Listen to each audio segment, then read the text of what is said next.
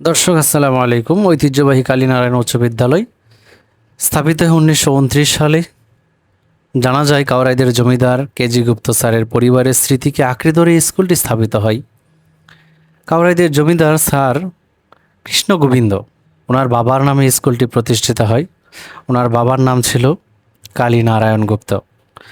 স্কুলটি প্রতিষ্ঠায় স্যার গোবিন্দ অর্থাৎ কেজি গুপ্ত স্যারকে যারা সহযোগিতা করেন তার মধ্যে অন্যতম হলো তার মামাতো ভাই গিরিশচন্দ্র সেন।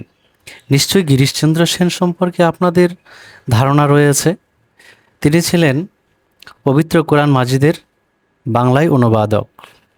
এছাড়া ওনাকে যারা সহযোগিতা করেন তার মধ্যে অন্যতম হলো তার ভাগিনা, আমাদের পরিচিত কবি, আমরা ছোটোবেলা যার কবিতা পড়েছি, কবি অতুল প্রসাদ সেন এই স্কুলটি প্রতিষ্ঠায় সহযোগিতা করেন। আপনাদের কি ওই কবিতা ও গানটি কি আজও মনে পড়ে না?